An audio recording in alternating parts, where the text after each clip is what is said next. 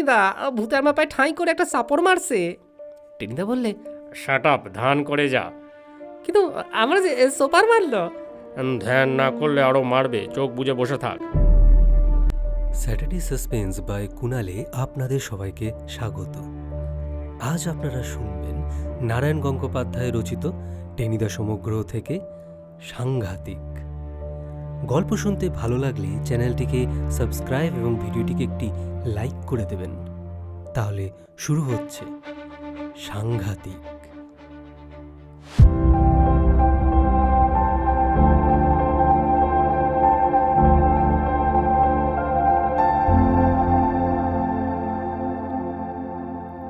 সাত দিন পরেই পরীক্ষা। আর কি, সেই কালান্তক স্কুল ফাইনাল। পরপর দুবার সাদা কালিতে আমার নাম ছাপা হয়েছে। তিনবারের বার যদি তাই ঘটে, তাহলে বরদা শাসিয়েছে আমাকে সোদপুরে রেখে আসবে। সোদপুরে তো গান্ধীজি থাকতেন। আমি গম্ভীর হয়ে বলেছিলাম।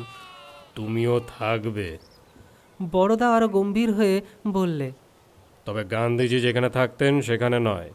তিনি যাদের দুধ খেতেন তাদের আস্থানায়, মানে পিঞ্জরা পোলে। আমি বেজার হয়ে বললাম, পিঞ্জরাপোলে কেন থাকতে যাব? ওখানে কি মানুষ থাকে? মানুষ থাকে না, গরু ছাগল তো থাকে। সেই জন্যেই তো তুই থাকবি, কচি কচি ঘাস খাবি আর ভ্যাঁ ভ্যাঁ করে ডাকবি। শুনে মনটা তো খারাপ হয়ে গেল যে কি বলবো। একদিন সন্ধেবেলা গড়ের মাঠে গিয়ে চুপি চুপি এক মুঠো কাঁচা ঘাস খেয়ে দেখলাম যাচ্ছে তাই লাগলো। ছাদে গিয়ে একা একা ব্যা ব্যা করেও ডাকলাম, কিন্তু ছাগলের মতন সেই মিঠে প্রাণান্তকর আওয়াজটা কিছুতেই বেরোলো না। তাই ভারী দুশ্চিন্তায় পড়লাম। গিয়ে বললাম লিডার টেনিদাকে। টেনিদার অবস্থাও আমার মতোই। এবার নিয়েও 4 বার হবে, হাবুল সেনে দ্বিতীয়বার। শুধু হতভাগা ক্যাবলাটায় লাফে লাফে ফাস্ট হয়ে এগিয়ে আসছে। 3 ক্লাস নিচে ছিল, ঠিক ধরে ফেলেছে আমাকে। এরপরে যদি টপকে চলে যায় তাহলে সত্যিই পিঞ্জরাপুলে যেতে হবে। চাটুজিদের রোয়াকে বসে টেনিদা আতা খাচ্ছিল। গভীরভাবে চিন্তা করতে গিয়ে গোটা কয়েক বিচিও খেয়ে ফেললে। তারপর অন্যমনস্কভাবে খোসাটা যখন অর্ধেক খেয়ে ফেলেছে, তখন সেটাকে থু থু করে ফেলে দিয়ে বললে, ইউরেকা, হয়েছে। কি হয়েছে? প্ল্যানচেট। প্ল্যানচেট কাকে বলে? টেনিদা বললে, তুই একটা গাধা, প্ল্যানচেট করে ভূত নামায়, জানিস নে? এর মধ্যে কোত্থেকে পাঠার ঘুগনি চাটতে চাটতে ক্যাবলা এসে পড়েছে। বললে, ভুল হলো, ওর উচ্চারণ হবে প্ল্যাসেদ। থাম, বেশি ওস্তাদি করিসনি। ভূতের কাছে আবার শুদ্ধ উচ্চারণ, তারা তো চন্দ্রবিন্দু ছাড়া কথাই কইতে পারে না। বলে ছোঁ মেরে ক্যাবলার হাত থেকে ঘুগনির পাতাটা কেড়ে নিল টেনিদা। ক্যাবলা হাই হাই করে উঠল। এই এই, এই! টেনিদা একটা বাঘাটে হুঙ্কার করে বললে, থাম, চেল্লাসনি। এ হলো তো ধৃষ্টতার শাস্তি। বলতে বলতে জিভের একটা নেই, ঘুগনির পাতা একদম সাফ। ভেবেছিলাম আমাকেও একটু দেবে, কিন্তু পাতার দিকে তাকিয়ে বুক ভরা আশা একেবারে ধুপ করে নিভে গেল। বললাম, মরুগ্গে, প্ল্যানচেট আর প্ল্যাসেদ, কিন্তু ওসব ভুতুরে কাণ্ডে আবার কেন? ভূতরুত আমার একেবারে পছন্দ হয় না। টেনিদা হে হে করে বললে, আছে রে, আছে, গোমুখ্য আছে। সবাই কি আর তাল গাছের মতন হাত বাড়িয়ে ঘাড় মোটকে দেয়? ওদের মধ্যে 2-4টে ভদ্রলোকও আছে, তারা পরীক্ষার কোশ্চেন বলে দেয়। হ্যাঁ? তবে আর বলছি কি? টেনিদা এবার শালপাতার উল্টো দিকটা একবার চেটে দেখলো, কিন্তু কিছু পেল না।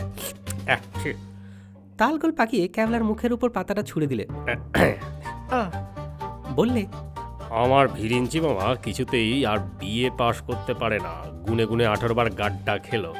শেষকালে যখন আমার মামাতো ভাই গুবড়ে বিএ ক্লাসে উঠল, তখন ভিরিঞ্চি মামা আর সইল না। প্ল্যানচেটে বসলো, আর বললে বিশ্বাস করবি না পেলা, টপ টপ করে কোশ্চেন পেপার এসে পড়তে লাগলো টেবিলের ওপর। পরীক্ষার আগে না পরে? রোমাঞ্চিত হয়ে আমি জানতে চাইলাম। দূর উল্লুক, পরে হবে কেন রে, 1 মাস আগে। হঠাৎ ক্যাবলা একটা বেয়ারা প্রশ্ন করে বসলো। আচ্ছা টেনিদা, সব শুধু তোমার কটা মামা? অত খবরে তো দরকার কি রে গর্ধব? পুলিশ কমিশনার থেকে পকেট মার পর্যন্ত সারা বাংলাদেশে আমার যত মামা, তাদের লিস্টি করতে গেলে একটা গুপ্ত কেসের পঞ্জিকা হয়ে যায়, তা জানিস? সারান দে বললে হাবুল সেন। আমি বললাম, আমাদের অঙ্কের কোশ্চেন যে করেছে সে কি তোমার মামা হয় নাকি? কে জানে, হতেও পারে। টেনিদা তাচ্ছিল্য করে জবাব দিলে, তাহলে তাকেই প্ল্যানচেটে ডাকো না।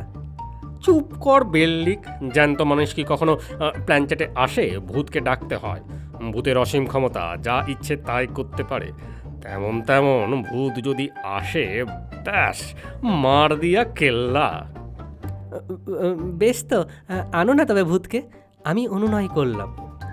বললেই হলো। টেনিদা ভাই ভূতের মতন দাঁত খিচুলো। ভূত কি আর চানাচুরওয়ালা যে ডাকলেই আসবে? তার জন্য হ্যাপা আছে। অন্ধকার ঘর চাই, টেবিল চাই, 4 জন লোক চাই।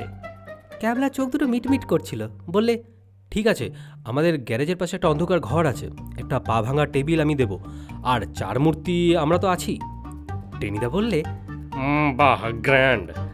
শুনে তো ভালো লাগছে যে তোর পিঠে 3-4টে চাটি মারতে ইচ্ছে করছে। ক্যাবলা এক লাফে রোয়াক থেকে নেমে পড়লে, বললে, তাহলে আজ রাত্রেই? টেনিদা বললে, হ্যাঁ, আজ রাত্রেই। আমার কেমন যেন সুবিধা মনে হচ্ছিল না। ভূত টুত কেমন যেন গোলমালে ব্যাপার। কিন্তু 7 দিন পরে যে স্কুল ফাইনাল, আর 1.5 মাস বাদে পিঞ্জরাপোল। অজ্ঞতা নাকটাক চুলকে আমায় রাজি হয়ে যেতে হলো। বাড়ির পেছনে গ্যারেজ, এমনই ঘুরঘুরটি অন্ধকার। সেখানে গ্যারেজের পাশে ছোট টিনের ঘরটা যেন ভূষো কালি মাখানো। গিয়ে দেখি ক্যাবলা সব বন্দোবস্ত করে রেখেছে। একটা পায়া ভাঙা টেবিল, তার চারিদিকে 4টে চেয়ার, একটু দূরে লম্বা দড়ির সঙ্গে ছোট একটা বস্তা ঝুলছে। টেবিলের ওপর ক্যাবলা একটা মোমবাতি জ্বেলে রেখেছে, আর তার আলোতেই সব দেখতে পেলাম। বস্তাটা দেখিয়ে হাবুল বললে, ওইটা কি ঝুইলে আছে? খাওয়ান দাওয়ানের কিছু আছে নাকি? টেনিদা বললে, পেট সর্বস্ব সব খালি খাওয়াই চিনেছে। ওটা বক্সিংয়ের বালির বস্তা। ভূত আইসা ওইটা লইয়া বক্সিং করবো নাকি? হাবুলের জিজ্ঞাসা। ক্যাবলা হেসে বললে, না না, ওটা ছোড়ধার। টেনিদা বললে, থাম, এখন বেশি বাজে বকিস নি, এবার কাজ শুরু করা যাক। হ্যাঁ রে ক্যাবলা, এদিকে কেউ কখনো আসে না তো? না, সে ভয় নেই। তবে দরজাটা বন্ধ করে দে। ক্যাবলা দরজা বন্ধ করে দিলে। টেনিদা বললে, 4 জনে 4টে চেয়ারে বসবো আমরা, আলো নিভিয়ে দেব, তারপর ধ্যান করতে থাকবো। ধ্যান? কিসের ধ্যান? আমি জানতে চাইলাম। ভূতের, মানে অঙ্কের কোশ্চেন বলে দিতে পারে এমন ভূতের। হাবুল বললে, সেইটা মন্দ কথা না, হারু পণ্ডিতের ডাকন যাক। হারু পণ্ডিত শুনে আমার বুকের ভেতরটা একবার ছ্যাত করে উঠল। 3 বছর আগে মারা গেছেন হারু পণ্ডিত। দুর্দান্ত অঙ্ক জানতেন, তার চাইতেও জানতেন দুর্দান্তভাবে পিটতে। একটা চৌবাচ্চার নল দিয়ে জল টল ঢোকার কী সব অঙ্ক দিতেন, আমরা হাঁ করে তাকাতাম, আর পটাত পটাত গাঁটটা খেতাম। সেই হারু পণ্ডিতকে ডাকা? আমি বললাম, বড্ড মারতো যে। এখন আর মারবে না, ভূত হয়ে মোলায়েম হয়ে গেছে।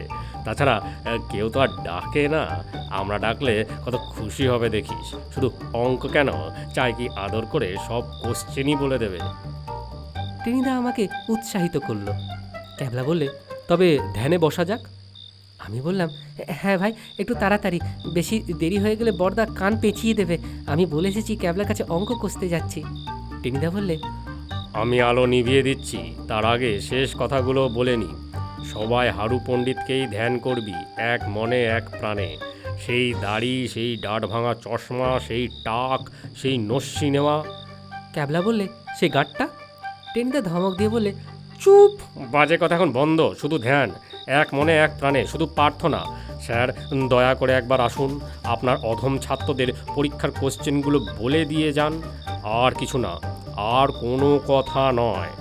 আচ্ছা, আমি আলো নেভাচ্ছি। 1, 2, 3। টুক করে আলো নিভে গেল। বাপস, কি অন্ধকার! দম যেন আটকে যায়। ভয়ে আমার গা শিশির করতে লাগলো। ধ্যান করবো কি চাই, এমনি মনে হচ্ছিল যে চারিদিকে যেন ষাঁড় বেঁধে ভূত দাঁড়িয়ে আছে।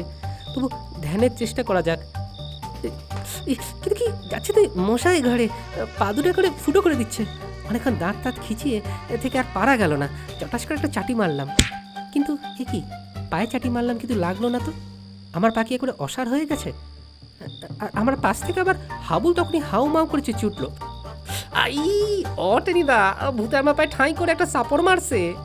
টেনিদা বললে, শাট আপ, ধ্যান করে যা। কিন্তু আমার যে সোপার মারলো। ধ্যান না করলে আরও মারবে, চোখ বুজে বসে থাক। আমি একদম চুপ। হে ভারী ভুল করে গেছি।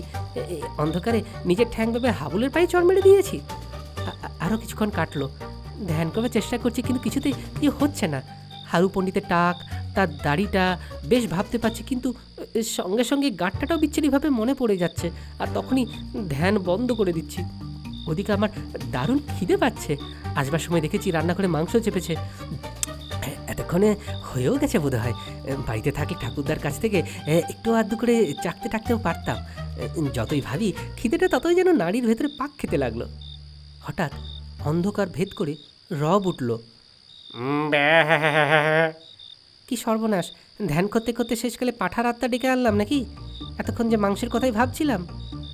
আমার পাশ থেকে হাবুল আবার কাপা গলায় বললে, ও টেনিদা, পাঁঠা ভূত। অন্ধকারে টেনিদা গর্জন করে উঠলে। যেমন তোরা পাঁঠা ভূত ছাড়া আর কি আসবে তোদের কাছে? ক্যাবলা খিক খিক করে হেসে উঠল। সঙ্গে সঙ্গে আবার শোনা গেল। টেনিদা বললে, অমন কত আসবে, ধ্যানে বসলে সবাই আসতে চায় কি না? এখন কেবল এক মনে জপ করে যা। পাঁঠা ভূত তুমি চলে যাও, স্বর্গে গিয়ে ঘাস খাও, আমরা শুধু হারু পণ্ডিতকেই চাই। সেই টাক, সেই দাড়ি, সেই নস্যির ডিবে, আমাদের সেই স্যারকেই চাই, আর কাউকেই না, কাউকেই না।